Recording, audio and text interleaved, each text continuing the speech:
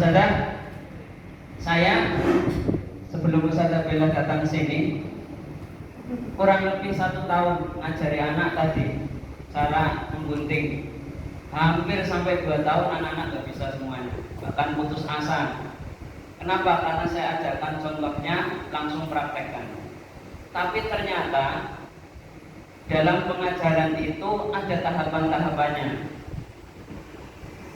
Cuma sebatas mengajarkan anak mampu seperti ini, itu butuh 12 tahap.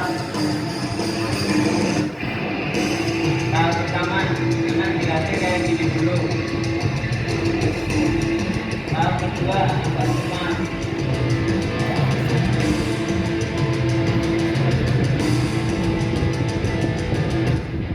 Tahap ketiga, agak naik.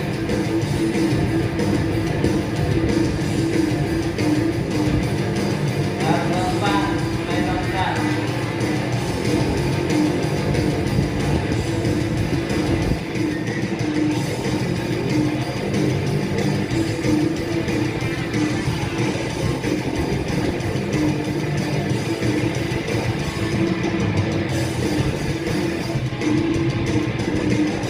Tahap kelima, loncat lebih tinggi.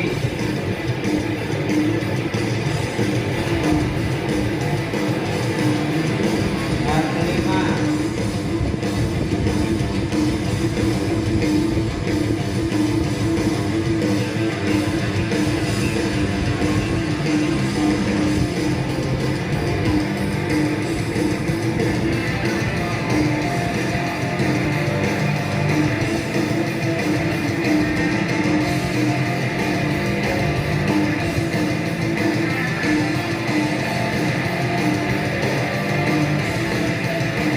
tahap keenam,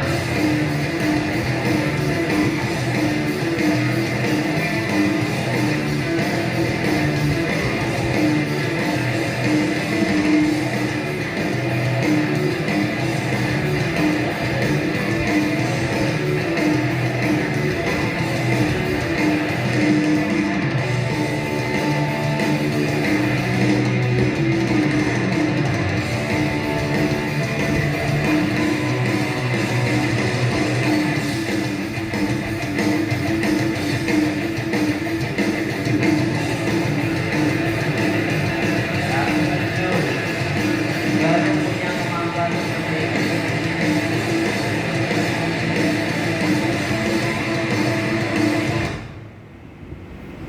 Itu tahapan-tahapan mengajar. Awal mula saya langsung ambil yang ini misalkan. Ternyata tahapan ini dan dilakukan menyebabkan anak stres, menyebabkan anak putus asa. Maka ketika kita mengajar harus memperhatikan tahapan-tahapan kemampuan anak. Itulah yang dinamakan taksonomi Bloom. Jadi ketika kita mengharapkan ini yang ada pada anak, nggak mungkin kita akan memperoleh ini sebelum melewati ini, dan melewati ini.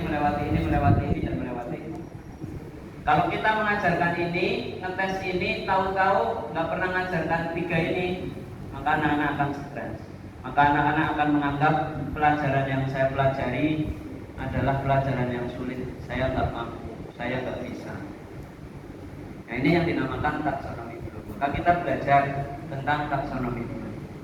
Anak-anak ketika belajar diawali dari mengingat. Jadi hanya sebatas mengingat ini namanya apa, ini namanya apa, ini namanya apa. Kemudian setelah mengingat berubah kepada memahami, mulai mengkaitkan antara pengetahuan satu dengan pengetahuan yang lain. Oh kalau ini lampu, kalau ini kipas angin, sama-sama alat-alat listrik. Kemudian mulai menerapkan dan mengaplikasikan, menganalisa, kemudian menilai sampai menciptakan. Nah, kalau baru sebatas mengingat, memahami dan mengaplikasikan, ini yang dinamakan lots.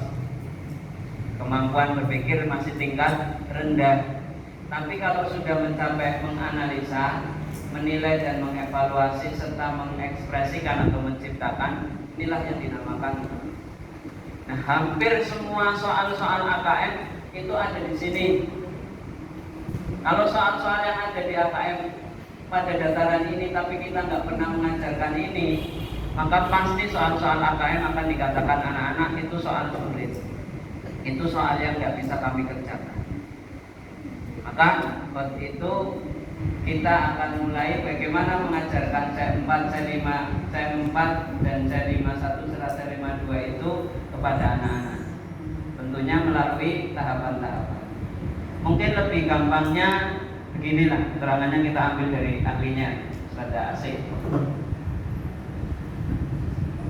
Yang pertama adalah diharapkan peserta didik kita dapat mengingat atau remembering. Contoh kita mau mengajarkan tentang lampu. Kita langsung ambil contoh dengan benda lampu. Kaca satu hanya sebatas Kalau ini lampu. lampu diingat, apa yang diingat oleh peserta didik yaitu apa nama bendanya dan apa kegunaan. Demikian contoh yang pertama untuk ranah kognitif belum pada tingkatan mengingat atau Jadi kalau soal kita cuma kemudian apa ini benda apa ini adalah itu baru memahami atau understanding. Saya yang kedua memahami. Kognitif belum dalam ranah ini dicontohkan oleh lampu tadi berapa banyak, berapa kaca, jenis-jenis lampu.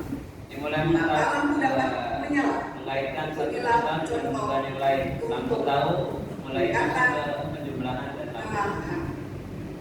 Selanjutnya, yang ketiga adalah menerapkan atau aplikasi dalam bahasa Inggrisnya apply. Ini jadi Bagaimana dengan contoh lampu tadi? Contoh lampu tadi adalah bagaimana cara lampu ini menyala. Bagaimana kalau baterai menyala? Bagaimana cara menyalakannya? Nah, itu adalah contoh untuk bagaimana menerapkan. Selanjutnya, yang keempat adalah menganalisis.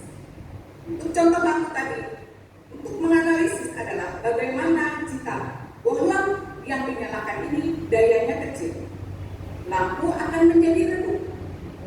Dan bagaimana jika baterai dipasang kembali, tentu lampu tidak akan menyala. Nah, peserta didik kita ajak untuk menganalisis kenapa bisa terjadi. Selanjutnya, yang kelima adalah evaluating atau evaluasi. Peserta didik kita ajak mengevaluasi. Dengan contoh lampu tadi, bagaimana caranya agar cahaya lampu tadi tidak menyilaukan? Apa yang harus dilakukan? Bagaimana cahaya lampu ini tadi harus kita lebih terangkan atau kita lebih gelapkan apabila dalam kondisi hujan atau dalam kondisi panas terik. Itulah contoh untuk tingkatan yang kelima. Tahapan yang terakhir adalah creating atau mengkreasi. Inilah tahapan yang paling tinggi, di mana peserta didik kita ajak untuk melakukan penciptaan sesuatu. Misalnya, bagaimana caranya membuat lampu untuk menangkap serangga? Warna apa yang menarik agar serangga mau datang ke dalam lampu tersebut? Nah, demikianlah